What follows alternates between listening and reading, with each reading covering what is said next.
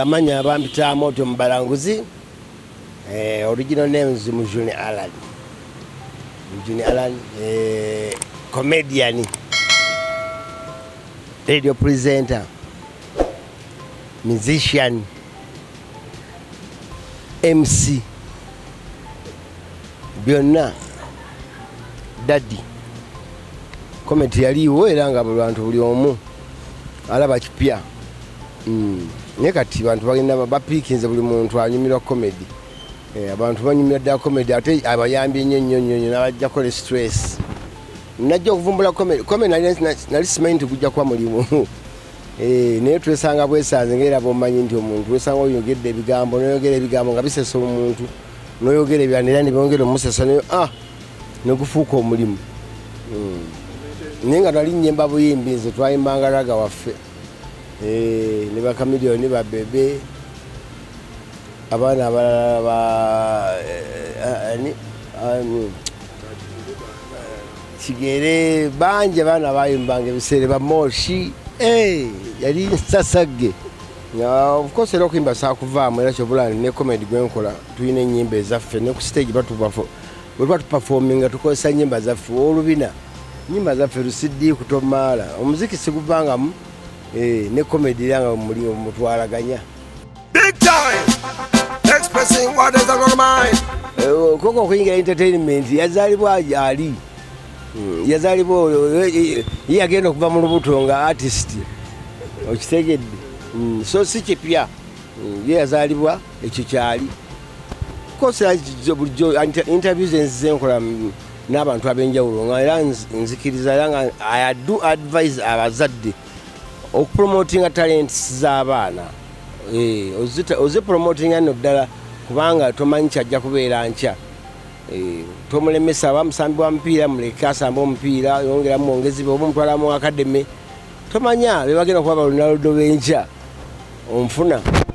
Oba omwana yakolamu ebintu by'amawulire muleke ayinza okubeera TV presenter oba radio presenter w'enkya mu buli ngeri yonna yonna paka ku musawo Muganda. Of course era oba olaba nti ate ekyabwe speed yakika kya waggulu kuba ate bba ebintu byabwe ekintu kyakoleddemu mu mwaka gumu fate twakiyisangamu emyaka 5 okutunga okukinoganya mu bantu emyaka 5 paka ku 10. So the future is bright for Coco. She must shine always and everywhere. But now social media ekoze omulimu munene nnyo okututumula ebitone by'abaana. Abaana babaddeyo bangi kyobulina okumanya nti ebbanga tumazeewo mu industry eno nga tewaliwo social media abantu bangi abalina ebitone byabwe naye tebyasobola kumanyika. Naye kati wano buli mwana akwata bukwasi simu ye smartphone neyefiriminga n'akola ekintu kyayagala ensi n'ekisiima era n'afuna n'omukisa okulaba ku bantu ebirowoozo byabwe.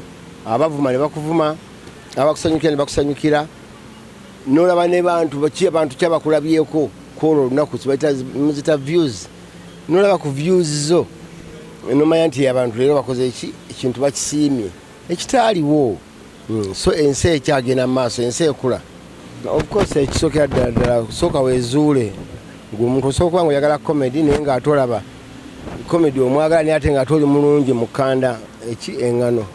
So ate n'obujja weesiba mu comedy naye bw'obanga naawe okiraba nti kino ekintu kyenyingiddemu nkiri okitegeera osobola okuba ng'oyingira comedy naye nga kyogedde nti oli mulungi mu kkanda eŋŋano ogenda okitegeera nti olina okusiika capati ng'ate obudde bugenze okitegeera.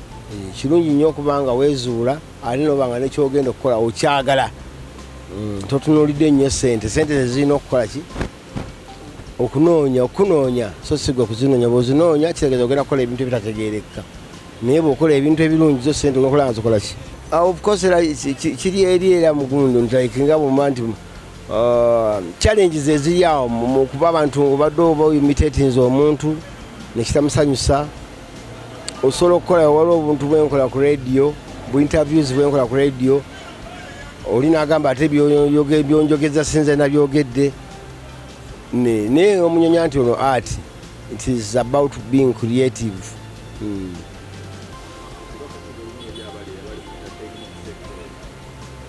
of course